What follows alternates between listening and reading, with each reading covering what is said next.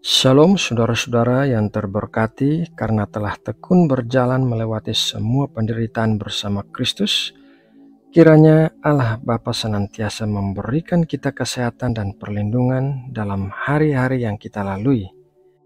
Saudaraku, kita akan segera bersatu teduh, jadi mari kita berdoa untuk mempersiapkan hati kita. Bapa kami yang ada di sorga, kami memasuki pelataran-Mu dengan kerendahan hati dan berselubungkan kebenaran Tuhan Yesus Kristus. Terima kasih atas segala berkat dan kebaikan-Mu di sepanjang hari ini yang memampukan kami untuk bisa melewati hari ini dengan baik. Bapa, sebelum kami beristirahat malam ini, terlebih dulu kami mau bersatu teduh untuk menerima makanan rohani bagi jiwa kami. Berkatilah kami dengan hati yang bisa mengerti akan kebenaran firman-Mu dan jadikanlah kami para pelaku firman. Terima kasih ya Bapa. Dalam nama Tuhan Yesus Kristus, kami berdoa dan mengucap syukur. Amin.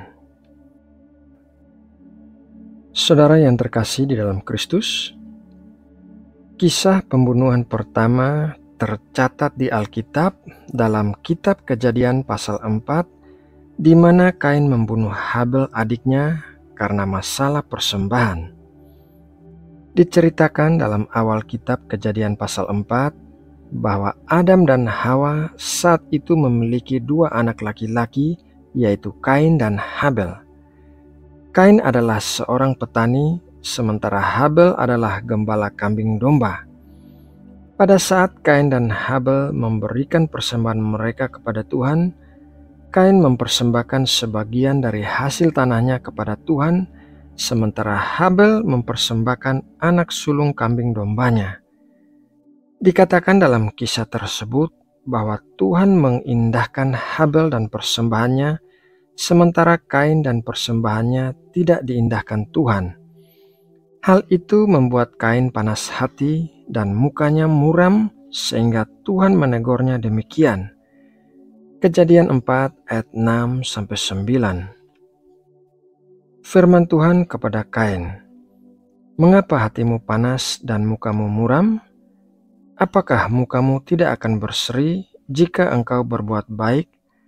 Tetapi jika engkau tidak berbuat baik, dosa sudah mengintip di depan pintu. Ia sangat menggoda engkau, tetapi engkau harus berkuasa atasnya." Kata Kain kepada Habel adiknya, "Marilah kita pergi ke padang." Ketika mereka ada di padang, tiba-tiba Kain memukul Habel adiknya itu, lalu membunuh dia. Firman Tuhan kepada Kain, "Di manakah Habel adikmu itu?" Jawabnya, "Aku tidak tahu. Apakah aku penjaga adikku?" Kain telah membunuh Habel adiknya, dan Tuhan mengetahui hal itu. Tetapi tetap saja Tuhan menanyakan keberadaan Habel kepada Kain. Jawab Kain kepada Tuhan akan menjadi bahan renungan firman Tuhan yang akan kita pelajari malam ini. Mari kita perhatikan dua jawaban Kain. Jawaban yang pertama yaitu "aku tidak tahu". Kain berbohong kepada Tuhan, padahal Tuhan adalah yang Maha Tahu. Tidak ada satu perkara pun yang tersembunyi dari mata Tuhan. Pertanyaan Tuhan kepada Kain memberikannya kesempatan untuk mengakui dosa yang telah diperbuatnya dan bertobat di hadapan Tuhan. Akan tetapi, Kain memilih untuk berbohong di hadapan Tuhan.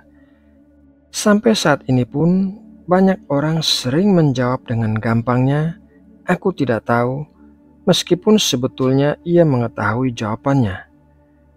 Memberikan jawaban semacam itu adalah sebuah bentuk ketidakdewasaan dan keinginan untuk lari dari tanggung jawab.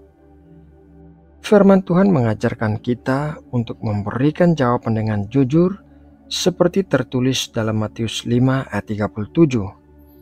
"Jika ya, hendaklah kamu katakan ya. Jika tidak, hendaklah kamu katakan tidak. Apa yang lebih daripada itu berasal dari si jahat." Tuhan menginginkan kita untuk menjawab dengan jujur dan bertanggung jawab atas segala perbuatan kita, karena hal itu adalah hal yang benar untuk dilakukan. Kejujuran di hadapan Tuhan juga membuka pintu kesempatan untuk bisa bertobat dan dipulihkan. Jawaban yang kedua yaitu, apakah aku penjaga adikku? Sebagai seorang anak laki-laki sulung, Kain memiliki tanggung jawab untuk menjaga adiknya, tetapi ia telah menyalahgunakan kuasa yang dimilikinya dengan mengajak adiknya ke padang dan membunuh adiknya. Tuhan juga ingin kita bertobat dari penyalahgunaan kekuasaan dalam bentuk apapun, hanya karena kita memiliki kuasa dan otoritas yang lebih tinggi dari seseorang. Tidak berarti kita bebas mempergunakan kuasa dan otoritas itu untuk menekan orang lain, menyuruh mereka melakukan apa yang kita inginkan, dan mengambil keuntungan dari posisi orang lain yang lebih lemah. Sebaliknya, sebagai orang-orang yang dipercaya dengan kuasa dan otoritas yang lebih tinggi, kita harus menjaga dan menolong orang-orang yang lebih lemah, terutama mereka yang berada di bawah perlindungan kita. Kita harus bertindak sebagai penjaga yang baik bagi adik-adik kita, baik itu adik secara kandung maupun adik rohani. Firman Tuhan berkata demikian dalam Matius 25 ayat 42 sampai 43. Sebab ketika aku lapar, kamu tidak memberi aku makan. Ketika aku haus, kamu tidak memberi aku minum.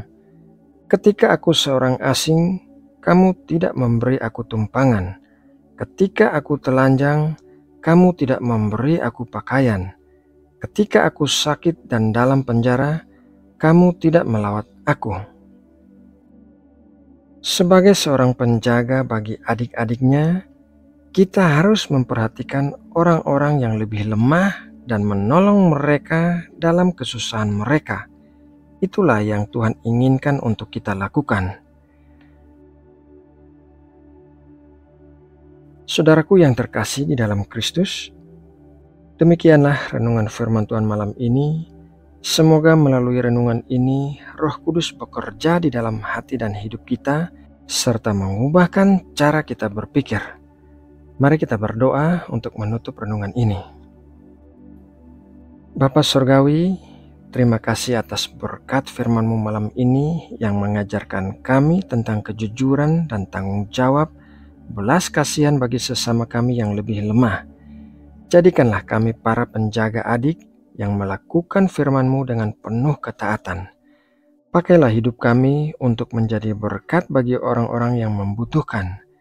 Apa yang kami miliki semuanya berasal daripada-Mu dan akan kami pakai untuk memuliakan nama-Mu. Ya Bapa, di malam hari ini saat kami tidur, berkatilah kami dengan tidur yang tenang, dipagari dengan perlindungan-Mu yang sempurna. Jauhkanlah kami dari segala sesuatu yang jahat dan berpotensi untuk mencelakakan kami. Berkati dan lindungilah juga semua anggota keluarga kami dan orang-orang yang kami kasihi. Terima kasih Bapa. Kami berdoa juga bagi bangsa Indonesia. Kami memohon hikmat dan kebijaksanaan bagi para pemimpin negeri kami dalam menjalankan roda pemerintahan di Indonesia. Kiranya mereka dapat mengambil keputusan-keputusan yang tepat di waktu yang tepat bagi kebaikan bangsa ini. Berkatilah Indonesia menjadi negara yang membawa perdamaian bagi negara-negara lain di dunia. Terima kasih ya Bapa atas kasih dan anugerah-Mu yang luar biasa bagi negeri kami.